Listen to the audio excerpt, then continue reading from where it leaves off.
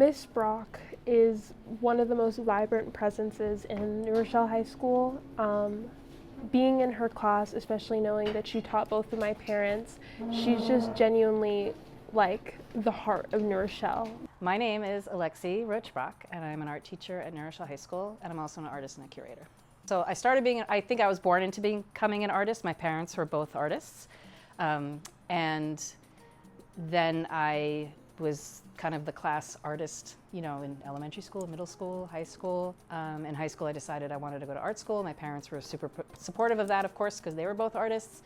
I went to the School of Visual Arts, and I ended up double majoring with fine art and education, and got a job here at New Rochelle High School right out of undergrad. So I've been here 34 years. I do a lot of media. I paint and I draw and I do printmaking and I do ceramics. And I mean, just for me, you kind of get into that zone where you're not consciously thinking. You know, you maybe consciously think when you start, but then you get into that subconscious, and then, you know, hours fly by and something emerges. So I just kind of like getting into that zone.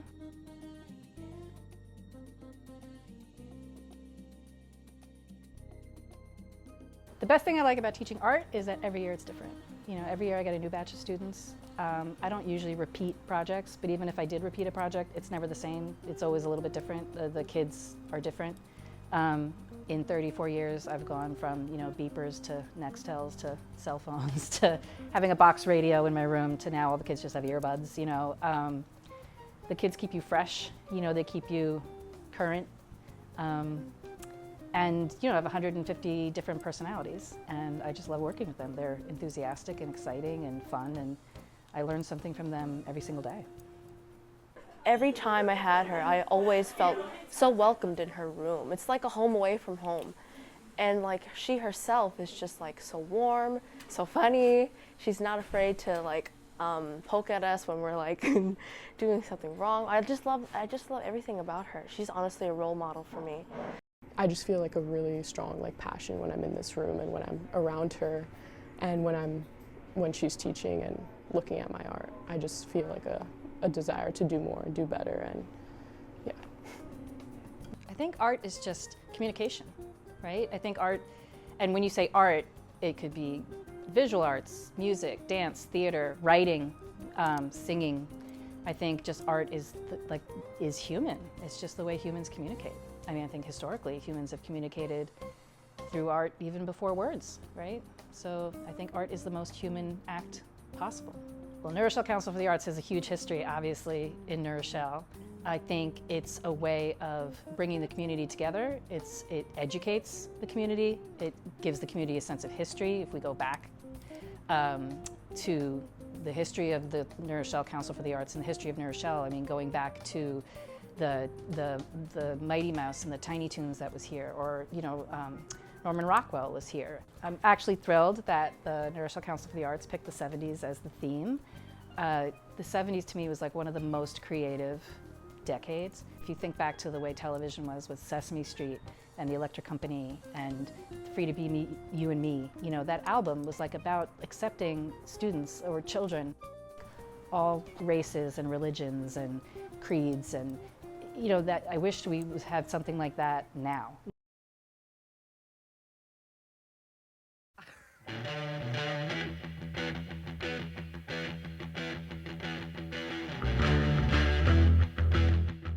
I couldn't think of a much better person to receive this recognition.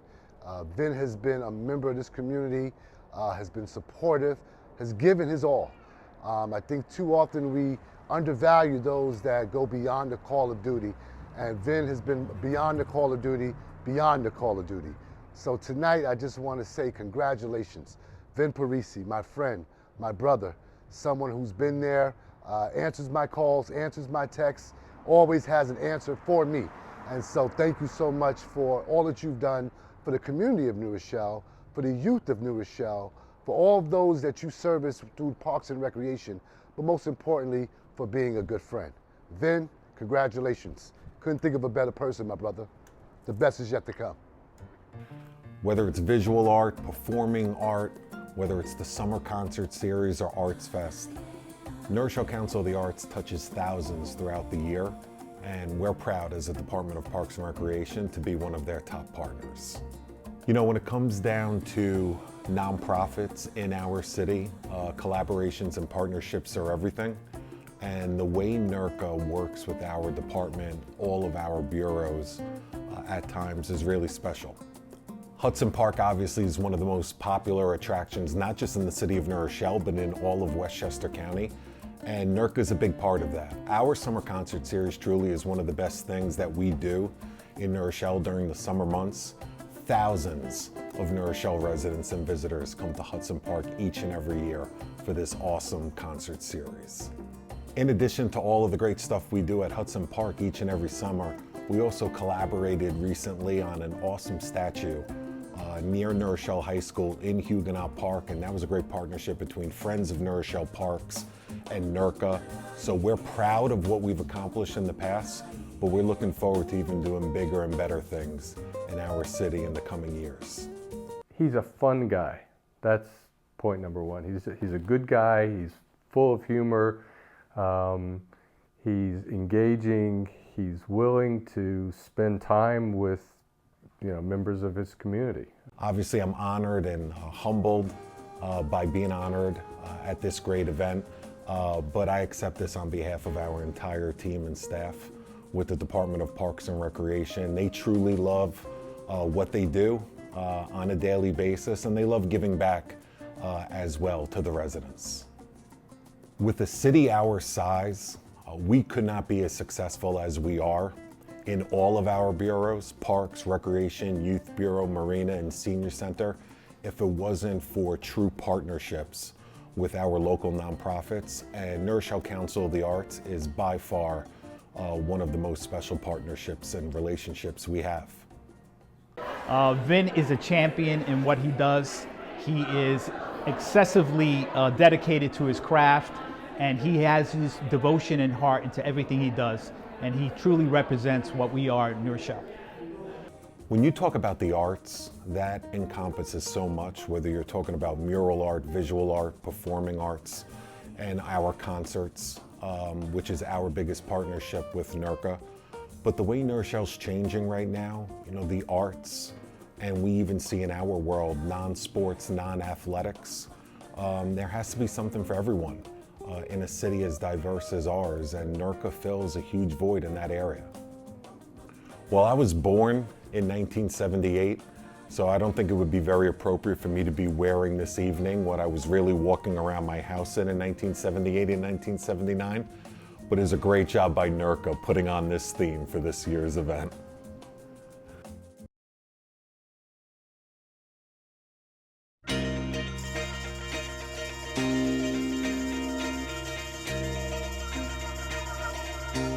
My mother was participating in this art show in the city called the Washington Square Outdoor Art Show. And she had a exhibitor space in this. It was outside around the Washington Square Arch in the Village.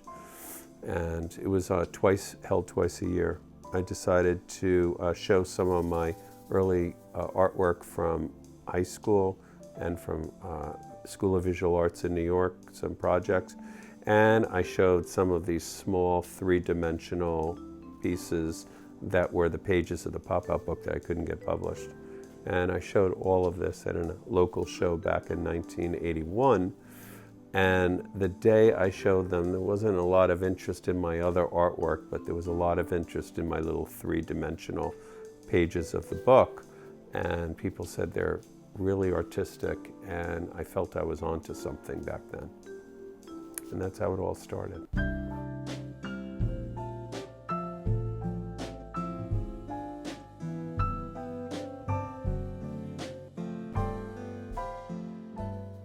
I'm always distressed when I hear schools want to do away with art programs, because there are some of us that just don't learn in a conventional way. I was a really horrible student in high school.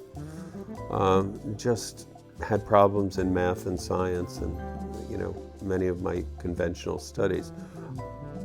But I felt that I looked at the world differently, and I was creative, and I was really great at projects. So whenever I could have a choice in school of doing writing an essay or doing a project to illustrate something. I always chose that. And when I did, I always got an A, which made me feel good. So art is important to the community because it allows certain people who are not conventional learners to see the world in a different way and to illustrate that through their arts. And it's important that we all instill that in kids that have that ability. He's the most famous 3D pop artist in the world. He's getting represented in 35 countries in the world, in most prestigious institutions, museums in Asia, Europe, United States, and it's a pleasure for us in Vanda Gallery to represent him in the area of Westchester area and New York. What's next for Charles Fazzino? Well, Charles Fazzino is getting older, and I think I've been thinking more about legacy the older I get, and I've been picking and choosing projects, not that I have to do, but that I want to do. Things that are going to have everlasting meaning. So I'm working on my 10th book about my artwork. I've been doing more installational work. This past year I did work for the White House and work for the new People's House, White House Experience Museum. And I'm currently preparing the final artwork for the installation. I was really into disco and disco music. That was my era. So I have to dig out some clothes. I don't think they're going to fit me anymore, but I have some ideas.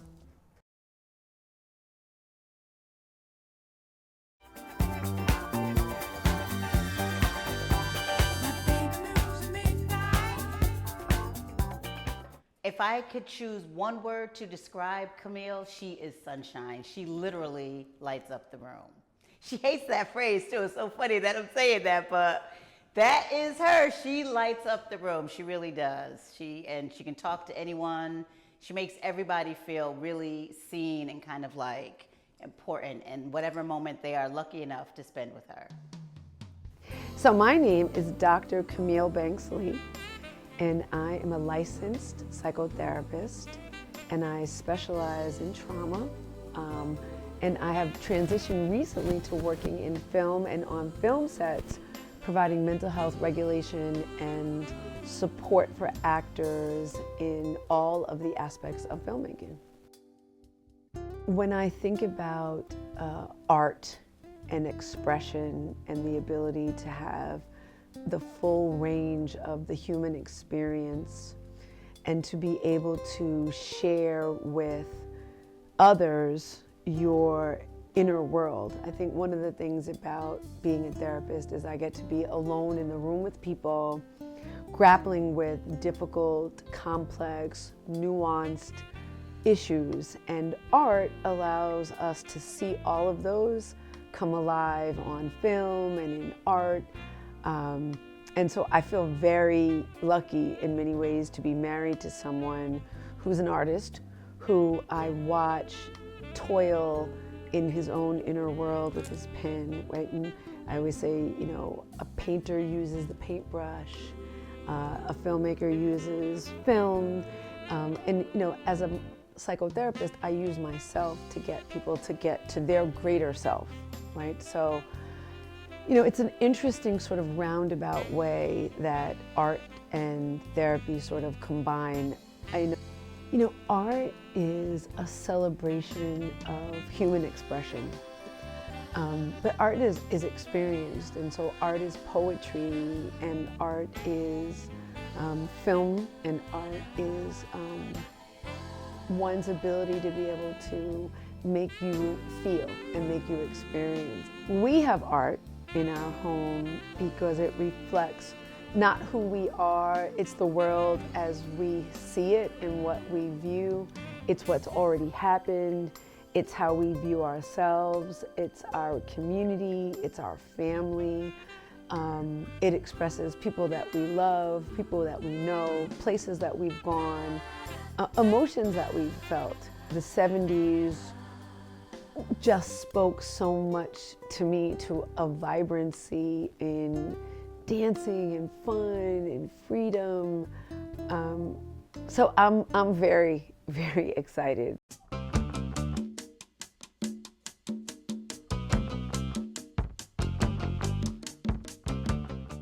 I was exposed very early on, from middle school, to filmmaking.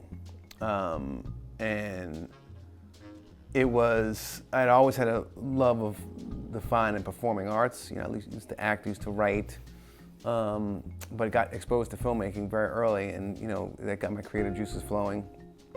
And then once I saw it was possible, you know, from my family member, I was like, oh, I can do this. And I think, I also think, I feel like I was put on this earth to do it. That's why I'm here, as part of my purpose. In some ways that did choose me, but I definitely chose it because I thought it could encompass so many things that I was interested in, from, you know, storytelling, from performing arts, from a political standpoint. So yeah, I felt like it's a little bit of both. When I wrote my sixth screenplay, which was The Best Man, I was in my parents' basement, and in Crown Heights, Brooklyn, and I stayed up, you know, I don't know if I stayed up all night or I woke up very early to complete the screenplay, and I finished it, and I walked upstairs and I told my parents, if this isn't what they want, I don't know what I'm doing.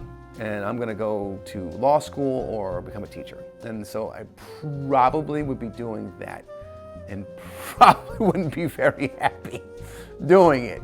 Not that, you know, the world doesn't need teachers, but people, you know, we need teachers.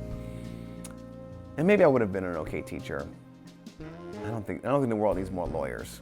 Sorry for the lawyers. Sorry, we don't need any more though. We're good. My mission really has been to make the so-called African-American movie mainstream. And so I really wanted to, even when I wrote The Best Man, it was all about, you know, making sure that the story was universal, relatable, and that black men are like any other person on this planet who wants respect and love and relationships and friendships, and that there's complexity to that. So I think, you know, thematically speaking, it's all about the humanity of black people more than anything else. He always knew very early on, like a lot of us do, that the black story is not a monolithic story. So he wanted to talk about layered characters and nuanced stories that tell the full spectrum of the black experience. And he's doing just that every single day in TV, film, books, everything. Did your wife tell you what you're gonna wear? She did tell me what I was gonna wear, but we're still negotiating, you know, on that, you know. You know, it's some things I can't, you know, fashion-wise, I can't pull off, or at least I don't feel I can. I don't feel comfortable pulling off, but you know, I'll try to, you know, keep a happy home. My wife and I are both honored to be receiving this award. We love this New Rochelle community. We've built community here.